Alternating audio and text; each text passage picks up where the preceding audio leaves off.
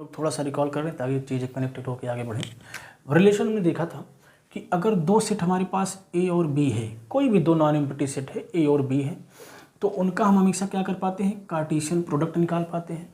अब जो Cartesian product होगा वो क्या होता है, वो ऑर्डर्ड पेयर टाइप का सेट होता है, x, y टाइप के एलिमेंट इसमें कंटेंट होते हैं, और जो पहला होता है वो पहले सेट से आता है और जो दूसरा होता है वो दूसरे सेट से आता है। यही कार्टेशियन प्रोडक्ट होता है। हमने क्या बताया था, रिलेशन जो होता है, रिलेशन किसी सेट ए और बी के बीच में उनके कार्टेशियन प्रोडक्ट का सबसेट होता है। मीन्स कोई भी रिलेशन आर होगा ए और बी के बीच में, वो क्या होगा, ए क्रॉस बी का सबसेट होगा, ए क्रॉस बी का सबसेट होगा।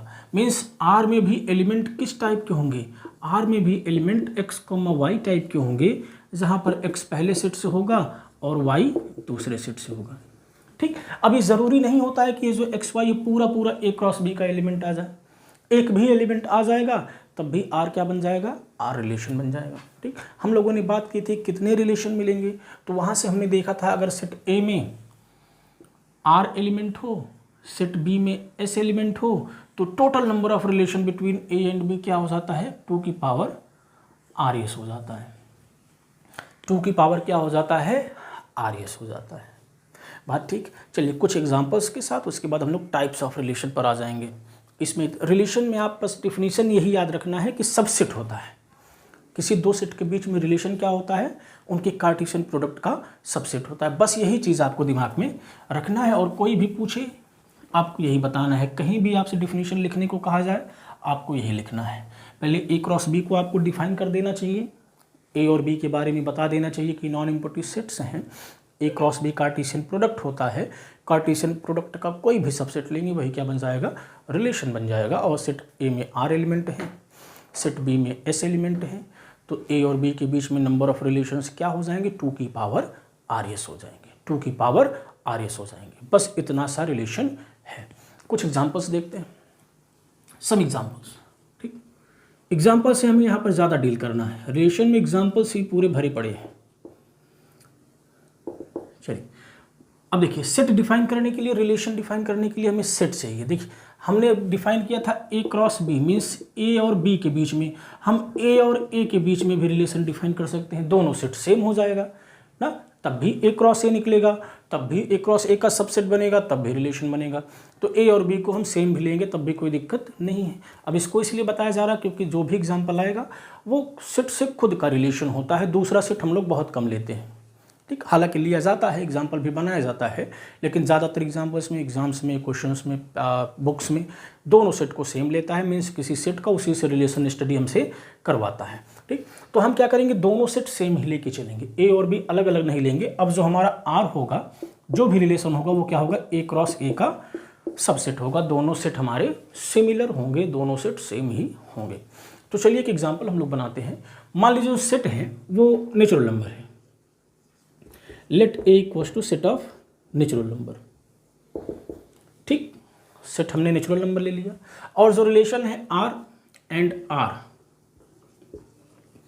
ये आर कोई सबसेट है एन क्रॉस एन का, आर कोई सबसेट है एन क्रॉस एन का हम मान ले रहे हैं। मीन्स आर हम कोई रिलेशन ले रहे हैं और मान लेते हैं कि जो आर है वो इस टाइप के पेयर को कंटेन करता है, x, y टाइप के पेयर को कंटेन करता है, जहाँ पर जो है x जो है x डिवाइड्स y, इस टाइप का कंडीशन है। भाई n क्रॉस n का सबसेट है तो पूरा n क्रॉस n आ सकता है लार्ज, लेकिन उसमें हमें रिलेशन कोई भी सबसेट बना लेना है तो हमने इस टाइप का एलिमेंट उसमें से निकाल लिया। n क्रॉस n में से इस टाइप का एलिमेंट हमने निकाल लिया कि वो x, y टाइप का हो और जो पहला वाला हो वो दूसरे को क्या करे, डिवाइड करे, तभी वो R में आएगा। a, b R में कब होगा, जब a क्या करे, b को डिवाइड करे। ये हमने रिलेशन के अंदर में कंडीशन डाल दी ना। अब मैं पूछूँ, ये तो सिंबॉलिक फॉर्म में दिया है, मैं इसको कहूँ कि इसको डाटा के फॉर्म में आप निकालिए, डिजिट्स के फॉर्म में निकालिए। तो देखिए तरीका क्या होता है, यहाँ पर एक एलिमेंट आप फिक्स करिए 1, x फिक्स कर दिया 1। अब यहाँ पर जो भी आएगा उस 1 को डिवाइड करना चाहिए ना, 1 को उसे डिवाइड करना चाहिए। x डिवाइड्स y, मीन्स जो पहला होगा वो दूसरे को क्या करेगा, डिवाइड करेगा। अब हमें पता है 1 सबको डिवाइड करता है, तो 1 के साथ सारे नेचुरल नंबर्स रिलेटेड हो जाएंगे। 1,1 भी आ जाएगा आर में, 1,2 भी, 1,3 भी एंड सो ऑन। सारे नेचुरल नंबर्स 1 से कनेक्ट हो जाएं क्योंकि 1 सबको डिवाइड करता है। ठीक, 1 का काम हो गया। अब हम लोग 2 उठाते हैं ना। अब 2 उठाइए। अब जो दूसरा कोऑर्डिनेट होगा कैसा होगा कि उसको क्या करना होगा, दूसरे वाले कोऑर्डिनेट को डिवाइड करना होगा। तो 2 क्या करता है, 2 को डिवाइड करता है, नहीं करता है। 2 क्या करता है, 4 को डिवाइड करता है। 2 क्या करता है, 6 को डिवाइड करता है एंड सो ऑन। मीन्स 2 से जो है वो सारे इवन नंबर्स, सारे इवन नेचुरल नंबर्स रिलेटेड हो जाएंगे। तो सेकेंड क्वाड्रेंट में 2, 4, 6, 8, 10 एंड सो ऑन आता चला जाएगा। ठीक, 1 का काम हो गया, 2 का काम हो गया। ऐसे 3 को उठाएंगे। अब 3 जिनको जिनको डिवाइड करता है सबको रखते चले जाइए। 3 को डिवाइड करता है, 3 6 को डिवाइड करता है, 3 9 को डिवाइड करता है एंड सो ऑन। फिर ऐसे ही आते चले जाएंगे। तो ऐसे ही हम पहला बदलते जाएंगे और उससे रिलेटेड सारा हम निकालते जाएंगे। तो इस तरह से आर के बारे में पूरी जानकारी हमें मिल जाएगी। यहाँ पर आर में इन्फिनिटली मेनी एलिमेंट हो जाएगा। ठीक, क्योंकि रिलेशन ही कुछ ऐसा हमने डिफाइन किया। तो आप रिलेशन अब समझ रहे हैं कि क्या रिलेशन का यहाँ पर मतलब है। ठीक, आपको इस फॉर्म में दिया होगा, इस फॉर्म में आपसे निकालने को कहेगा। Set builder form, roster form, आप अवगत है चीज़ों से। ठीक, चलिए और एक एग्जांपल ले लेते हैं और अब थोड़ा फाइनाइट वाला लेते हैं। इसमें इन्फिनिटली मेनी एलिमेंट आ गए, थोड़ा फाइनाइट वाला लेते हैं। दूसरा एग्जांपल, चलिए अब फाइनाइट लेते हैं हम लोग। मान लीजिए सेट को हम ले लें, जो सेट है हमारा, मान लीजिए इसमें कुछ फाइनाइट एलिमेंट ले लेते हैं। 1 2 3 4 5, सिर्फ 5 एलिमेंट लेते हैं। ठीक, चलिए रिलेशन इसी को डिफाइन कर देते हैं। एंड आर इस टाइप के पेयर हैं कि x क्या करता है, y को डिवाइड करता है। x डिवाइड्स y, रिलेशन यही देखिए अब, लेकिन उस स्ट्रक्चर बदल जाएगा ना। r में जो एलिमेंट्स हैं वो टाइप बदल जाएंगे, काम वही होगा, लिखना ऐसे ही होगा। चलो 1 फिक्स करते हैं। अब 1 सबको डिवाइड करेगा तो 1 के साथ 1 भी आ जाएगा, 1 के साथ 2 भी आ जाएगा, 1 के साथ 3 भी आ जाएगा, 1 के साथ 4 भी आ जाएगा और 1 के साथ 5 भी आ जाएगा। 1 सब से रिलेटेड है, सेट के सारे एलिमेंट से रिलेटेड है। बात ठीक। अब देखिए 2 को उठाते हैं तो 2 से रिलेटेड होगा, 2 4 से रिलेटेड होगा, 2 5 से रिलेटेड होगा नहीं, 2 3 से रिलेटेड होगा नहीं, 2 1 से रिलेटेड होगा नहीं, क्योंकि 2 जो है 1 को डिवाइड नहीं करेगा, 2 3 को डिवाइड नहीं करेगा, 2 5 को डिवाइड नहीं करेगा। ठीक, तो अब यहाँ पर देखिए फाइनाइट नंबर ऑफ एलिमेंट आया। अब 3 उठाएंगे, 3 से रिलेटेड होगा और 3 किसी से नहीं होगा, क्योंकि 3 ना ही 1 को डिवाइड करेगा, ना ही 2 को, ना ही 4 को, ना ही 5 को। 4 उठाएंगे, 4 भी सिर्फ 4 से रिलेटेड होगा और 5 उठाएंगे, 5 भी 5 से रिलेटेड होगा। तो ये क्या हो गया, आर आ गया। इस तरह से आपको देखना है। डिफिनीशन आपको दिया रहेगा, सेट बिल्डर फॉर्म में दिया रहेगा, उसको आप एग्जैक्ट एलिमेंट्स क्या आएंगे इस तरह से आप निकाल सकते हैं। ये सारी चीज़ें आपको क्लास 11th में करा दी गई है। बहुत अभी एडवांस चीज़ें हम लोग नहीं पढ़ रहे हैं ना, बेसिक चीज़ आपके क्लियर हो रहे हैं। तो इस तरह से रिवाइज इसको करते रहिए। अब हम लोग आ जाते हैं, अभी से कोई मतलब ज़्यादा नहीं है, टाइप्स ऑफ रिलेशन पढ़ेंगे। फिर उसमें क्योंकि 3 टाइप का है तो उसमें भी तीनों टाइप में बहुत सारे एग्जाम्पल्स आ जाएंगे। तो एग्जाम्पल्स हम वहाँ से भी पिकअप कर सकते हैं, यहाँ पर इतना समझने के लिए पर्याप्त है। चलिए आगे बढ़ते हैं।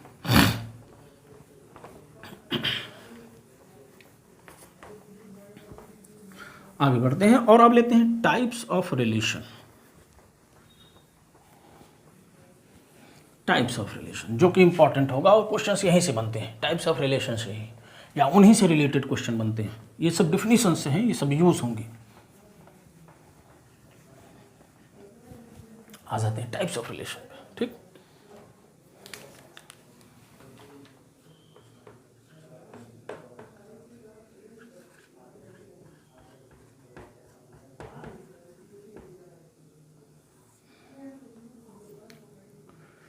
Types of relation. तो सबसे पहली बात, रिलेशन यहाँ तक क्लियर है। रिलेशन क्या होता है, 3 टाइप का होता है ना, ध्यान से समझिएगा। ग्राफ से हम लोग समझते हैं, ऐसे पिक्चर बना के तो ज़्यादा दिमाग में बैठेगा। रिलेशन, और ऐसे ही आप लिखेंगे भी जैसे लिख रहा हूँ मैं। पिक्चर्स में चीज़ें दिमाग में बैठ जाती है ना, और जब आप पिक्चर्स में सोचना भी शुरू कर देते हैं तो मज़ा आ जाता है, चीज़ें कनेक्टेड लगती हैं। जो पहले टाइप का रिलेशन होता है उसको कहते हैं रिफ्लेक्सिव रिलेशन, ठीक। दूसरा सिमेट्रिक रिलेशन, सिमेट्रिक।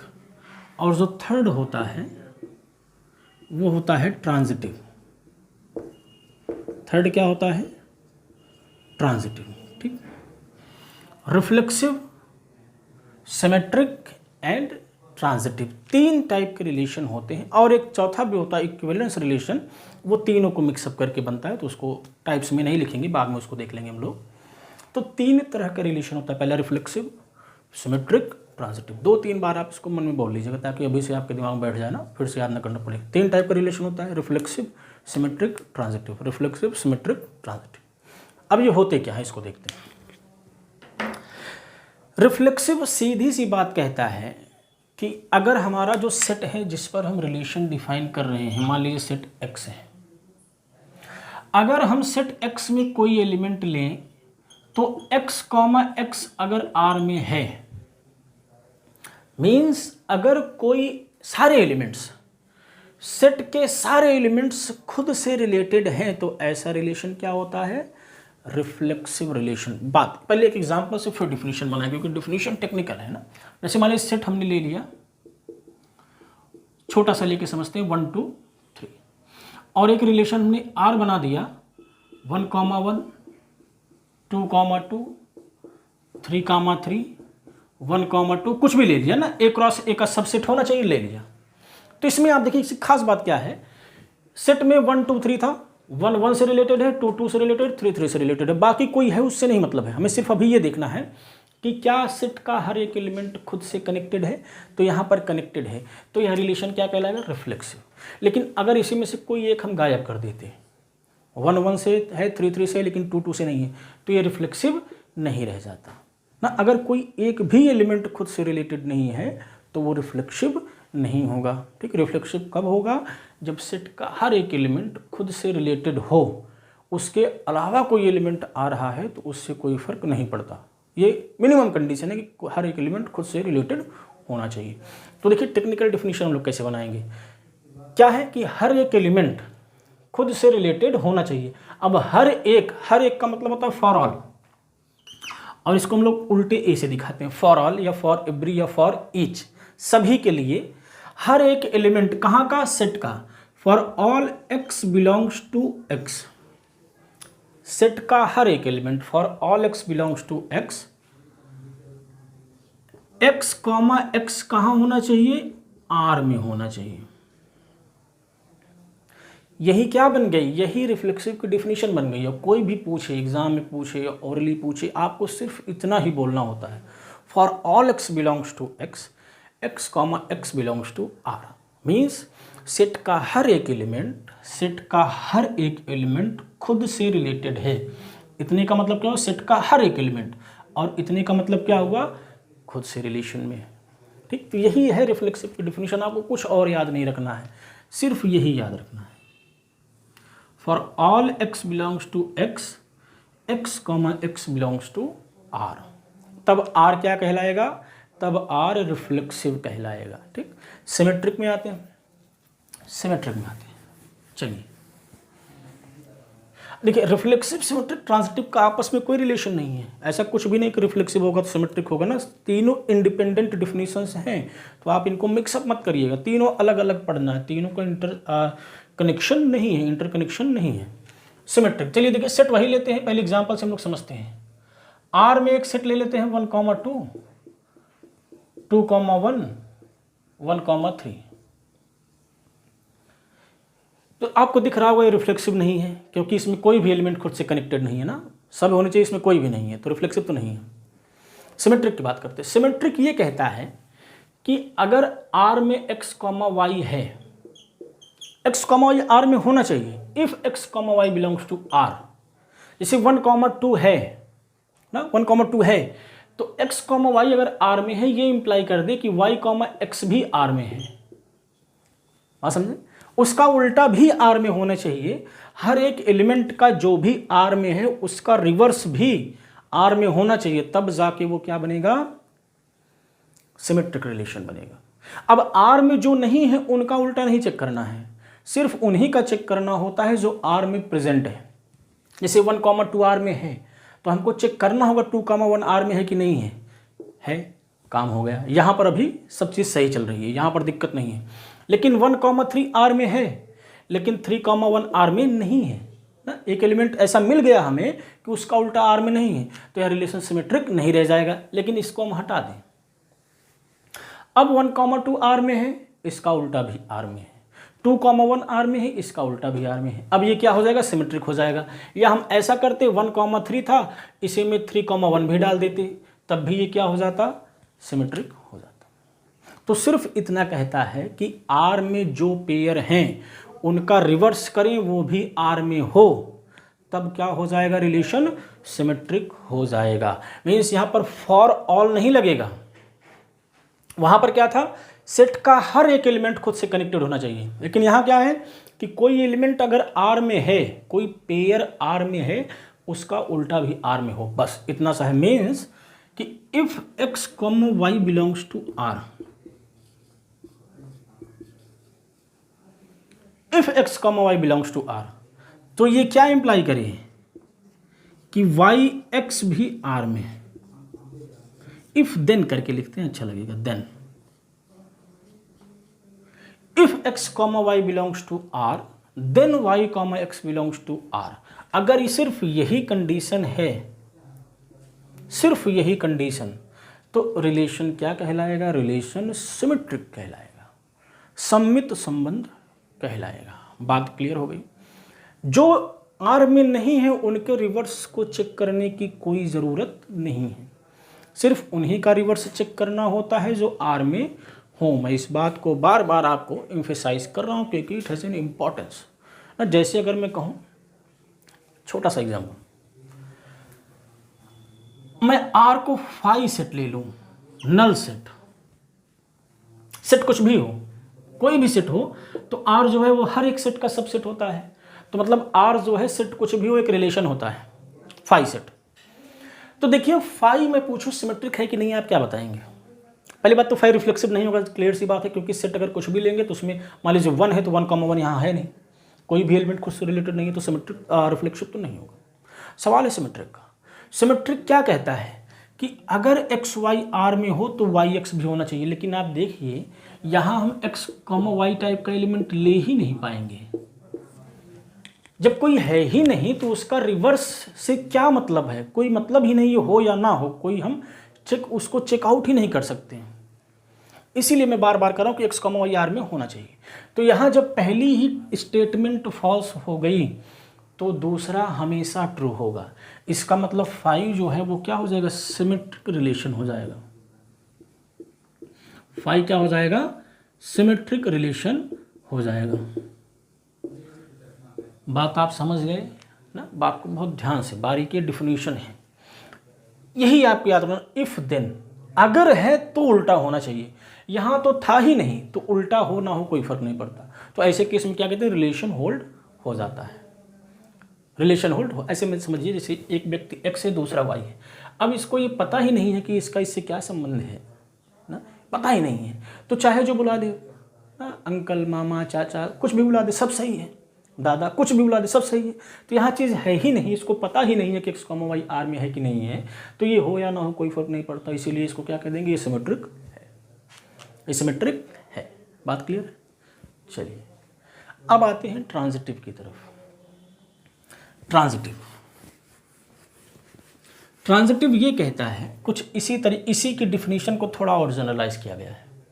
ट्रांजिटिव ये कहता है कि यदि x और y आर में हो,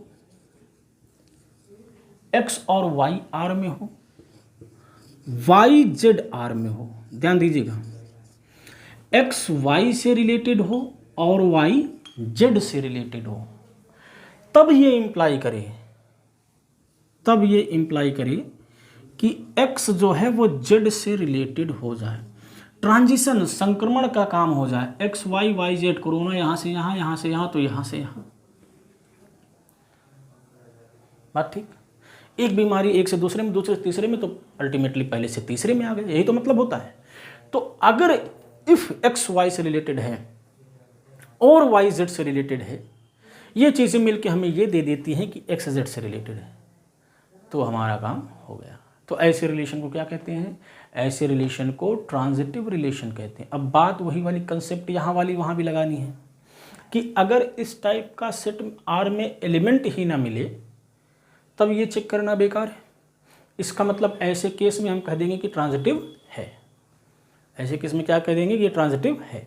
तो इस टाइप का एलिमेंट अगर है और ये कंडीशन नहीं मिलती है तब वो ट्रांजिटिव नहीं होगा। लेकिन इस टाइप का एलिमेंट ही अगर आर में नहीं है तो इसका कोई मतलब नहीं है, ये हमेशा ट्रू माना जाएगा और रिलेशन क्या हो जाएगा? ट्रांजिटिव हो जाएगा। तो यही 3 टाइप के रिलेशन आपको पढ़ना है। और जो चौथा आता है उसको भी यहाँ पर मेंशन कर देता हूँ, रिफ्लेक्सिव, सिमेट्रिक, ट्रांजिटिव। ये तीनों इंडिपेंडेंट डिफिनीशंस हो गए, एक दूसरे पर डिपेंड नहीं करते हैं। अब एक ऐसा रिलेशन जो तीनों हो जाए, कोई ऐसा हम पर्टिकुलर एग्जांपल ले लें जो तीनों हो जाए, मीन्स वो रिफ्लेक्सिव भी हो, वो सिमेट्रिक भी हो और वो ट्रांजिटिव भी हो, तो ऐसे रिलेशन को कहा जाता है इक्विवेलेंस रिलेशन। इक्विवेलेंस रिलेशन, तुल्यता संबंध, इक्विवेलेंस रिलेशन। ठीक, जो तीनों हो, रिफ्लेक्सिव भी हो, सिमेट्रिक भी हो और ट्रांजिटिव भी हो, ऐसे रिलेशन को क्या कहते हैं? Equivalence relation. ठीक, इसका एक बहुत फेमस और बहुत स्टैंडर्ड एग्जांपल है। उसमें हम रिफ्लेक्सिव चेक करना भी सीख लेंगे, सिमेट्रिक चेक करना भी सीख लेंगे, ट्रांजिटिव चेक करना भी सीख लेंगे, क्योंकि वो एग्जांपल तीनों होता है, इसका मतलब वो इक्विवेलेंस होता है। ठीक, इन तीनों डिफिनीशंस को आप अच्छे से कंठस्थ करें समझ के। ठीक, चलिए एग्जांपल देख लेते हैं। एग्जांपल देख लेते हैं।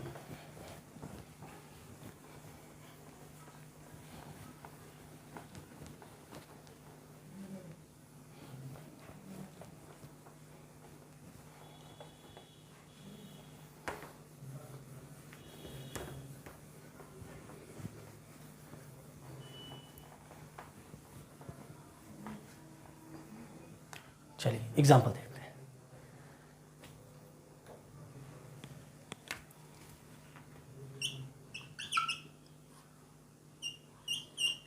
मान लीजिए जो सेट है जिस पर हम लोग रिलेशन डिफाइन कर रहे हैं वो सेट ऑफ इंटीजर है। क्या है? सेट ऑफ इंटीजर है। बात ठीक। एक रिलेशन हम लोग डिफाइन करते हैं आर, और ऐसा डिफाइन करते हैं कि इसमें वो सारे पेयर्स आएंगे, वो सारे पेयर्स आएंगे कि जो two divides x minus y. इस टाइप के एलिमेंट्स का कलेक्शन लिया गया है कि उनके डिफरेंस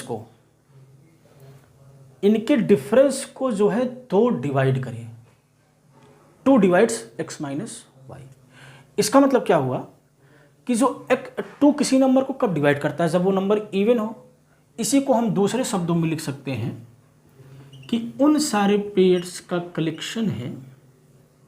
अच्छा, इसी चीज़ को हम लोग सिंबल में लिखते हैं ना, तो 2 एक खड़ी लाइन लगाते हैं एक्स माइनस वाई, ये सिंबॉलिक फॉर्म है। डिवाइड्स का सिंबॉलिक फॉर्म है, एकदम स्ट्रेट लाइन होनी, तिरछा नहीं, straight line. 2 divides x minus y, और इसका मतलब क्या? 2 जो है एक्स माइनस वाई को डिवाइड करेगा। अब 2 एक्स माइनस वाई को डिवाइड कर रहा है, इसका मतलब क्या है? एक्स माइनस वाई एक इवन नंबर है। तो इसी को हम कैसे लिख सकते हैं? वो सारे पेयर्स आएंगे such that x minus y is an even integer. X minus y is an even integer. इसी चीज़ को इस फॉर्म में हम लोग लिख सकते हैं। अब ये एक रिलेशन है। अब हम लोग इसको देखेंगे कि ये रिफ्लेक्सिव है कि नहीं है, सिमेट्रिक है कि नहीं है, ट्रांजिटिव है कि नहीं। चलिए पहला चेक करते हैं रिफ्लेक्सिव। रिफ्लेक्सिव, ठीक। रिफ्लेक्सिव रिलेशन क्या कहता है कि हर एक एलिमेंट खुद से रिलेटेड होना चाहिए। For all x belongs to x, x comma x must be in R। तो चलिए कोई एलिमेंट ले लेते हैं, let x belongs to z ना, कोई भी इंटीजर हमने ले लिया, एकदम डिफिनीशन आपको याद रहे, डिफिनीशन पर ही हम लोग आगे बढ़ रहे हैं, कुछ भी अलग से नहीं करेंगे ना। कोई एलिमेंट हमने ले लिया, अब हमें क्या दिखाना है कि x कॉमा x कहाँ होगा, R में होगा, ये दिखाना है। अब x कॉमा x R में होगा और R की डिफिनीशन यहाँ पर क्या है कि कोई दो पेयर तभी आएगा इसमें जब उनका डिफरेंस निकालें और वो 2 से डिवाइड हो। तो x कॉमा x R में कब होगा, जब x माइनस x क्या हो, 2 से डिवाइड हो। मीन्स 2 क्या करे, x माइनस x को डिवाइड करे, ये तो बात हुई। या ऐसा सोचें कि x minus x even number हो और x माइनस x क्या होगा, 0। 0 एक इवन नंबर होता है और कोई भी नंबर 0 को डिवाइड करता है। यहाँ 2 ही नहीं, 3 होता, 4 होता, 5 होता, हर एक नंबर 0 को डिवाइड करता है एक्सेप्ट 0 ना। 0 बाई 0 अनडिटरमाइन होता है ना, इसको छोड़ देना। तो कोई भी नॉन जीरो इंटीजर हमेशा 0 को डिवाइड करता है। इसका मतलब क्या हुआ कि x कॉमा x हमेशा R में होगा क्योंकि x माइनस x 0 आएगा और 2 जो है 0 को डिवाइड करेगा। तो क्या लिखे, clearly x minus x is 0 and 2 divides 0, that is 2 divides x minus x। यही तो कंडीशन है R में होने की कि दो पेयर्स कब आएंगे, जब उनके डिफरेंस को 2 डिवाइड करिए। तो इसका मतलब क्या हो गया कि जो x कॉमा x है वो R में है। कोई भी x हम लेते हैं फॉर ऑल, क्योंकि x यहाँ पर आर्बिट्रेरी हमने चूज किया है, कोई पर्टिकुलर नहीं लिया है ना। तो हर एक x के लिए x कॉमा x R में होगा। तो यह रिलेशन क्या हो जाएगा, सो R इज रिफ्लेक्सिव। बात ठीक, समझ में चीजें आ रही होंगी आपको। चलिए अब सिमेट्रिक चेक करते हैं।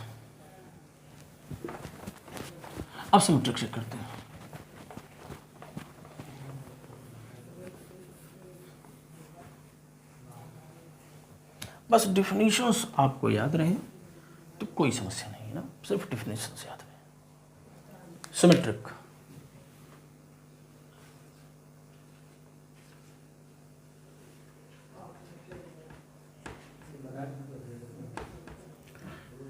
सिमेट्रिक क्या कहता है कि अगर x कॉमा वाई R में है, अगर x कॉमा वाई R में है तो y कॉमा x R में होना चाहिए। तो पहले हमें x कॉमा वाई R में लेना पड़ेगा, तो ले लेते हैं, let x comma y belongs to R। इसको हमें मान के चलना पड़ेगा। दिखाना क्या होगा कि जो y कॉमा x है वो भी R में है।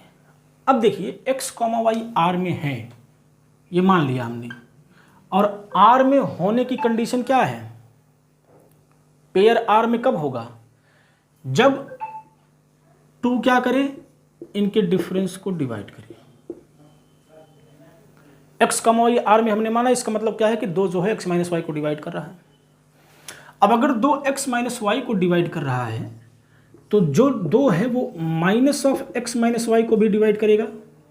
इस बात को समझ लीजिए, 2 अगर 4 को डिवाइड करता है तो 2 माइनस 4 को भी डिवाइड करता है। तो माइनस लगाने से डिविजिबिलिटी पर कोई फर्क नहीं पड़ता है।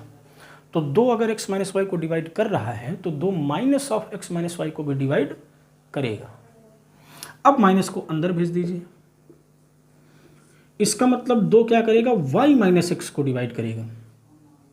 तो देखिए रिलेशन R में x की जगह पर y आ गया, y की जगह पर x आ गया, और इसका सीधा सा मतलब क्या है कि y कॉमा x भी कहाँ होगा, R में होगा, क्योंकि y माइनस x को जो 2 है वो क्या कर रहा है, डिवाइड कर रहा है। बात क्लियर हो गई।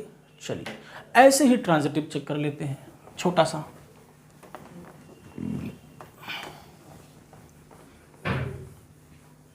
ऐसे ही ट्रांजिटिव चेक कर लेते हैं। Third, transitive. ट्रांजिटिव की डिफिनेशन याद रखिए, हमें क्या लेना है, जैसे सिमेट्रिक में एक्स वाई लेना होता है, ट्रांजिटिव में x comma y, y comma z, इसको लेना होता है और दिखाना होता है कि एक्स जेड भी आर में हो जाएगा। तो ले लेते हैं, let x comma y belongs to R and y comma z belongs to R. इसको मान के चलेंगे, दिखाना है कि एक्स जेड भी आर में हो जाएगा। ध्यान से समझिएगा, सिर्फ डिफिनीशन आपको लगाना है। हमें क्या दिया है, एक्स वाई आर में है, इसका मतलब 2 जो है वो x माइनस वाई को डिवाइड करेगा बाय डिफिनीशन, और ऐसे ही वाई जेड आर में है, इसका मतलब 2 क्या करेगा, y माइनस जेड को डिवाइड करेगा। ऐसे समझिए इसको, 2 4 को डिवाइड कर रहा है, 2 6 को डिवाइड कर रहा है, तो 2 इनके सम को भी डिवाइड करेगा, मीन्स 2 क्या करेगा, 10 को भी डिवाइड करेगा। तो 2 इसको भी डिवाइड कर रहा है, या ऐसे कहें कि x माइनस वाई भी इवन नंबर है, y माइनस जेड भी इवन नंबर है, and sum of even is always even. तो ये चीज़ क्या इम्प्लाई करेगी कि जो 2 है इनके सम को भी डिवाइड करेगा, means 2 will divide x minus y plus y minus z. अब y से y कट जाएगा, ये चीज़ क्या दे देगी, 2 डिवाइड्स x माइनस जेड। इसका मतलब क्या हुआ कि x और z भी क्या हो गए, रिलेटेड हो गए। तो thus R is reflexive, symmetric as well as transitive, और इसी को हम लोग क्या कहते हैं, दस R is equivalence relation. R is equivalence relation. बात क्लियर? तो हमने तीनों टाइप समझ लिया, एक एग्जाम्पल भी स्टैंडर्ड देख लिया, इसको आप समझिएगा, बाकी बात हम लोग अगले लेक्चर में करेंगे। Thanks for today.